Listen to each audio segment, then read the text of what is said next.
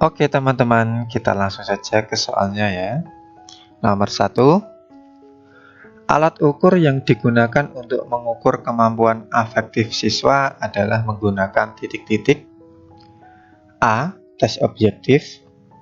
B. Tes berupa angket. C. Tes kemampuan gerak. D. Tes kemampuan fungsional otot tubuh. Atau E. Tes berupa pilihan ganda dan isai. Ya, jawaban yang tepat adalah yang B, tes berupa angket. Kita lihat pembahasannya. Alat ukur yang digunakan untuk mengukur kemampuan afektif siswa adalah tes berupa angket. Jadi alat tesnya berupa angket, karena angket berfungsi untuk mengukur skala sikap seseorang atau sikap siswa. Jadi jawaban yang tepat untuk nomor 1 adalah yang B. Oke, kita lanjut soal nomor 2. Suatu bentuk penilaian yang menghendaki peserta didik menampilkan sikap, menggunakan pengetahuan dan keterampilan yang diperoleh dari pembelajaran dalam melakukan tugas situasi sesungguhnya disebut titik-titik. A. Penilaian formatif. B. Penilaian autentik. C. Penilaian penerapan. D. Penilaian sumatif. Atau E. Penilaian reflektif. Ya, jawaban yang tepat adalah yang B. Penilaian autentik. Kita lihat pembahasannya. Yang pertama, penilaian autentik adalah bentuk penilaian yang menghendaki peserta didik menampilkan sikap, menggunakan pengetahuan dan keterampilan yang diperoleh dari pembelajaran dalam melakukan tugas situasi sesungguhnya. Kemudian yang kedua, penilaian formatif, yaitu berorientasi pada proses yang akan memberikan informasi kepada guru apakah program atau proses belajar mengajar masih perlu diperbaiki. Kemudian penilaian sumatif, yaitu penilaian yang dilaksanakan pada akhir unit program. Misalnya penilaian yang dilaksanakan pada catur wulan, akhir semester, atau akhir tahun. Kemudian yang keempat, penilaian diagnosis, yaitu penilaian yang bertujuan untuk mengetahui kelemahan-kelemahan siswa serta faktor-faktor penyebabnya. Kemudian yang terakhir, penilaian penempatan, yaitu penilaian yang bertujuan untuk mengetahui keterampilan prasyarat yang diperlukan bagi suatu program belajar atau pembelajaran. Jadi jawaban yang tepat untuk nomor 2 adalah yang B. Oke teman-teman, kita lanjut soal nomor 3. Kisi-kisi tes tertulis antara lain bermanfaat untuk titik-titik. A. Menjamin penyebaran butir soal yang merata dari segi kemampuan diuji. B. Menghindari ketimpangan proporsi dari kemampuan-kemampuan yang diuji. C. Menghindari pengujian terhadap kemampuan yang belum dipelajari siswa. D. Diperolehnya soal yang setara kualitas dan muatannya walaupun penulis berbeda.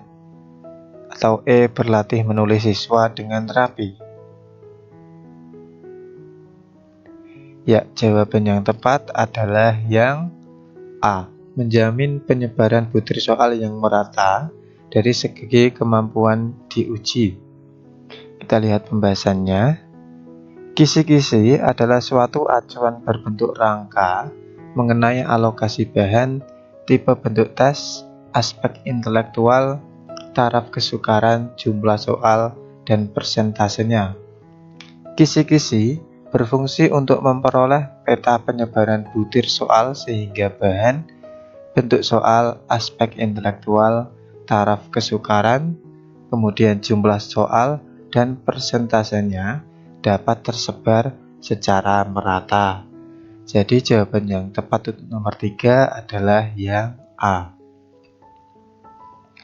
Oke, kita lanjut soal nomor 4. Salah satu rambu-rambu dalam menyusun soal Hodge adalah keberfungsian stimulus. Berikut adalah kriteria stimulus yang baik, kecuali A. Mengantarkan pada pertanyaan, B. Secara faktual benar, C. Substantif menarik dibaca, D. Tidak terlalu mudah, atau E. Parsial dalam pengajian.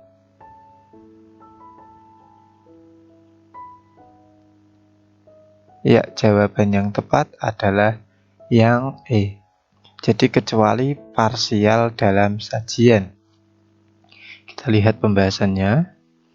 Rambu-rambu dalam menyusun soal Hodge adalah keberfungsian stimulus. Dalam menyusun soal, stimulus yang baik adalah sebagai berikut.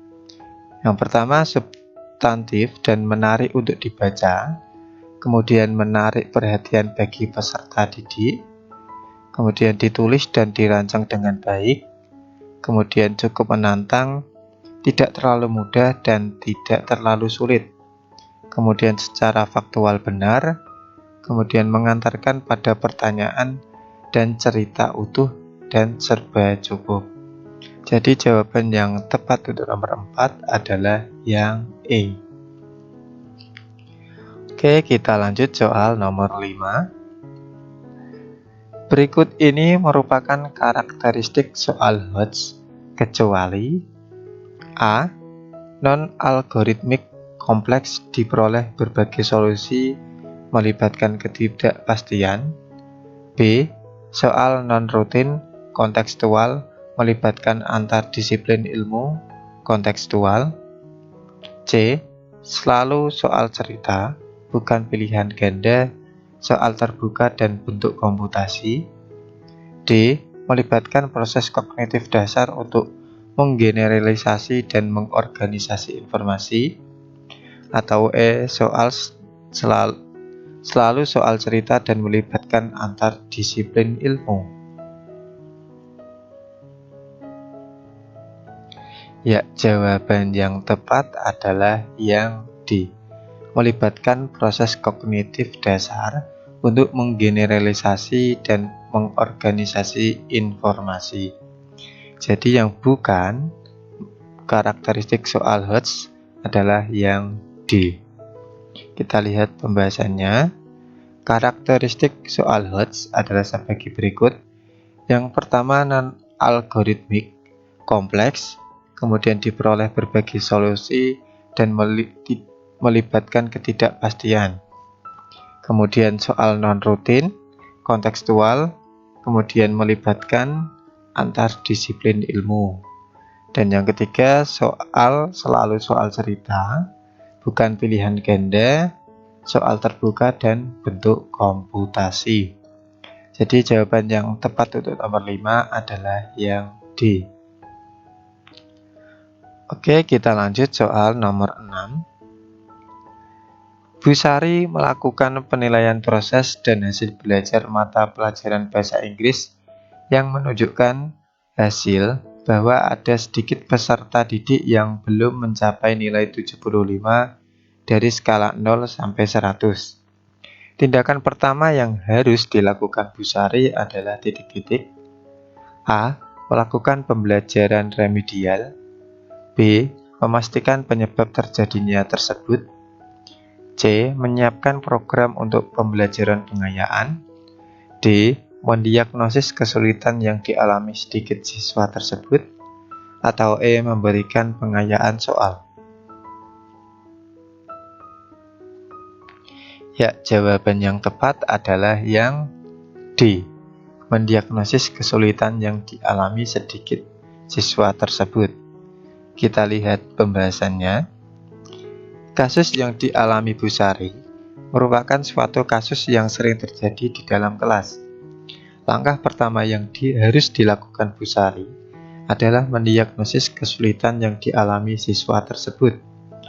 Setelah terdeteksi, langkah berikutnya dapat berupa pemberian pembelajaran remedial. Jadi jawaban yang tepat untuk nomor 6 adalah yang D. Oke, kita lanjut soal nomor 7. Validitas yang berkenaan dengan aspek sikap, kepribadian, motivasi, minat, bakat termasuk ke dalam titik-titik. A. Validitas konstruk. B. Validitas konten. C. Validitas. D. Face validity. Atau E. Validitas kriteria. Ya, jawaban yang tepat adalah yang A. Validitas konstruk. Kita lihat pembahasannya.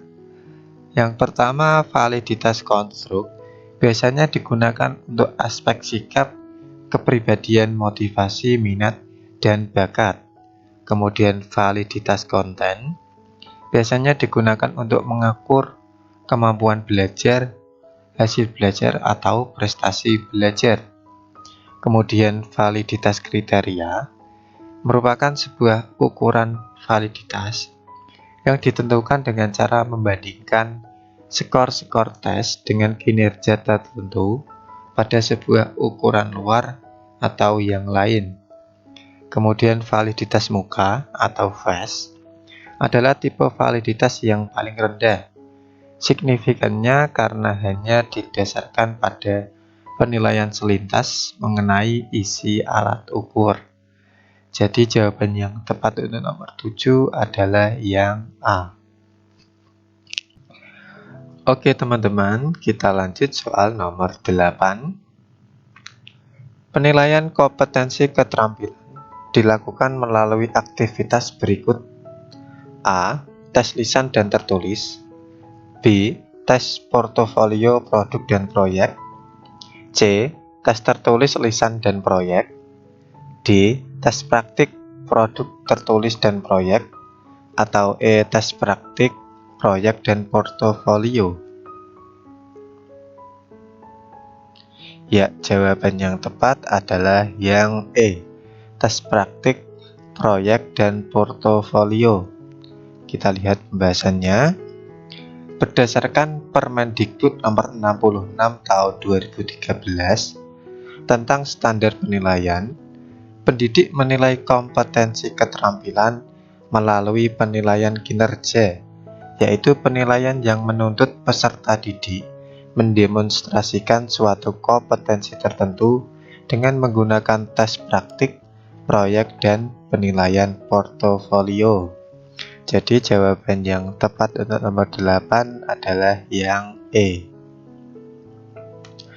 Oke, kita lanjut soal nomor 9. Dalam analisis butir soal pilihan ganda, terdapat rumus untuk menghitung tingkat kesukaran soal dengan hasil rentang antara 0,00 sampai 1,00. Ketika dalam suatu analisis soal, dari perhitungan dihasilkan angka 0,71, maka artinya soal tersebut titik-titik A. mudah, B. sedang, C. sulit, D. sangat mudah, atau E. sangat sulit.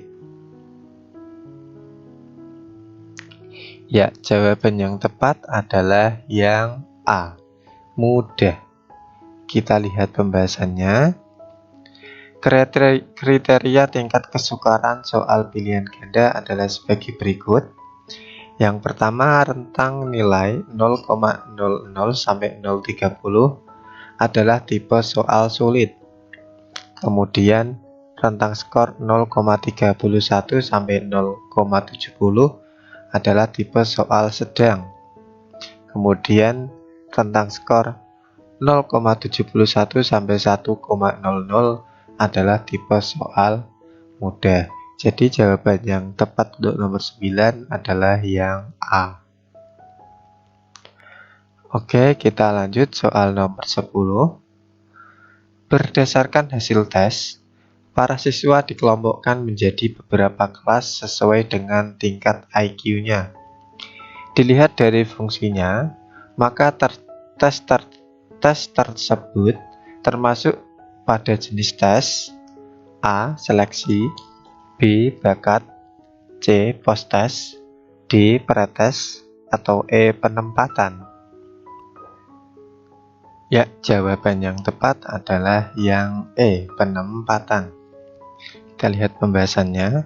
Yang pertama, tes seleksi, yaitu untuk memilih siswa dalam program tertentu, misalnya lomba, kejuaraan, dan lain-lain. Kemudian tes bakat, yaitu untuk mengetahui bakat dan minat siswa. Kemudian yang 3 dan 4, tes prates dan postes, yaitu tes yang dilakukan di awal dan akhir pada program tertentu. Dan yang terakhir, tes penempatan, yaitu tes untuk menempatkan siswa dalam kelompok-kelompok tertentu. Misalnya dalam pengelompokan kelas sesuai dengan hasil tesnya, yaitu sesuai dengan tingkat IQ-nya. Jadi jawaban yang tepat untuk nomor 10 adalah yang E.